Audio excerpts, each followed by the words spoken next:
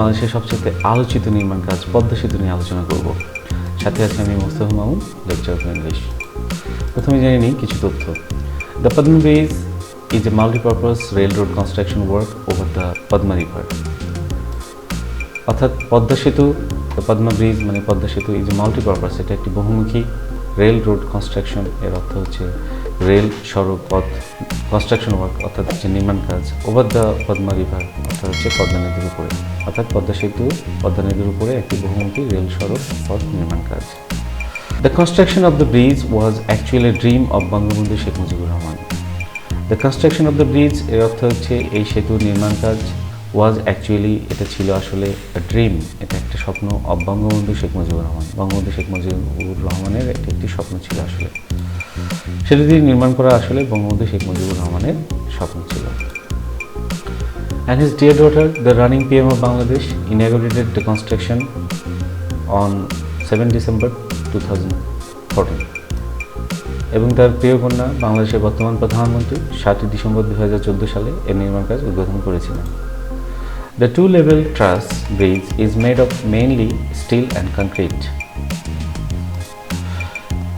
দ্বি-স্তরের ট্রাস ব্রিজটি মূলত ইস্পাত এবং কংক্রিট দিয়ে তৈরি। Total length of the bridge is 6.15 km, equivalent to 20,118 feet, and width is 18.18 meter, equivalent to 59.6 feet.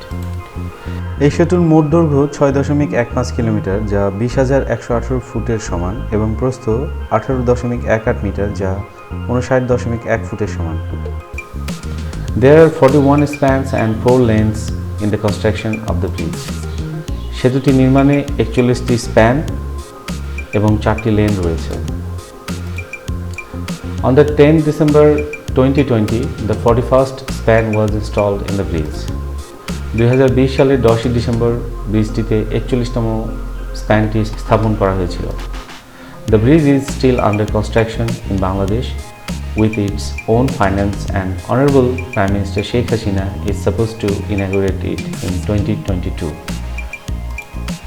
ব্রিজটি বাংলাদেশের নিজস্ব অর্থায়নে এখনও নির্মাণাধীন এবং 2020 সালে মাননীয় প্রধানমন্ত্রী শেখ হাসিনার এটি উদ্বোধন করার কথা রয়েছে। After the construction of the bridge, it will connect Lohajan, Munshigঞ্জ to Shariatpur and Madaripur, linking the southwest part of the country to northern and eastern regions. সেতুটি নির্মাণের পরে এটি লোহজং, মুন্সিগঞ্জকে শরীয়তপুর ও মাদারীপুরের সাথে সংযুক্ত করবে, যা দেশের দক্ষিণ পশ্চিমাঞ্চলকে উত্তর ও পূর্ব অঞ্চলের সাথে সংযুক্ত করবে। The Padma Bridge is considered to be the most challenging construction project in the history of Bangladesh. Padma সেতুটি বাংলাদেশের ইতিহাসে সবচেয়ে চ্যালেঞ্জিং নির্মাণ প্রকল্প হিসেবে বিবেচিত হচ্ছে।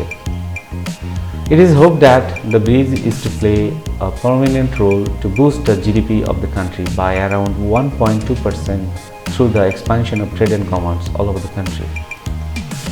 আশা করা হচ্ছে যে এই ব্রিজটি সারা দেশে ব্যবসা বাণিজ্য সম্প্রসারণের মাধ্যমে দেশের জিডিপিকে প্রায় 1.2% মতো বাড়িয়ে তুলতে একটি বিশিষ্ট ভূমিকা পালন করবে। সকলের সুবিধার্থে প্যারাগ্রাফটি আবার একবার পড়ে নিচ্ছি। The Padma Bridge is a multi-purpose railroad construction work over the Padma River. The construction of the bridge is actually a dream of Bangabandhu Sheikh Mujibur Rahman and his dear daughter, the running Prime Minister of Bangladesh, inaugurated the construction on 7 December 2014. The two-level truss bridge is made of mainly steel and concrete.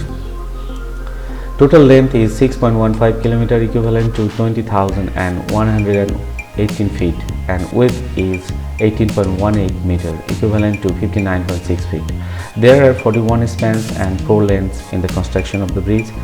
On the 10th December 2020, the 41st span was installed in the bridge. আমরা এই তথ্যটি সংগ্রহ করেছি Wikipedia থেকে। এর বাকি অংশ আমরা এখনই যেখানে ফুল স্টপটি শেষ হয়েছে সেখান থেকে শুরু করব। The bridge is still under construction in Bangladesh with its own finance and supposed to be inaugurated by Honorable Prime Minister Sheikh Hasina in 2022. After the construction of the bridge, it will connect Lohojang, Munshigঞ্জ to Shariatpur and Madaripur, linking to southwest part of the country to northern and eastern regions. The Padma Bridge is considered to be the most challenging construction project in the history of Bangladesh. It is hoped that the bridge is to play a great prominent role to boost the GDP of the country by around 1.2% through the expansion of trade and commerce all over the world. আজকের মতো সবাইকে thank you জানিয়ে বিদায় নিচ্ছি। আমার ফেসবুকে আপনারা আমার সাথে সংযুক্ত হতে পারেন। আমার ফেসবুক আইডি হচ্ছে facebook.com/mohammad.mostafa.792/। আপনারা আমার সাথে হোয়াটসঅ্যাপে যোগাযোগ করতে পারেন। আমার যোগাযোগের নম্বর হলো +88017155513030।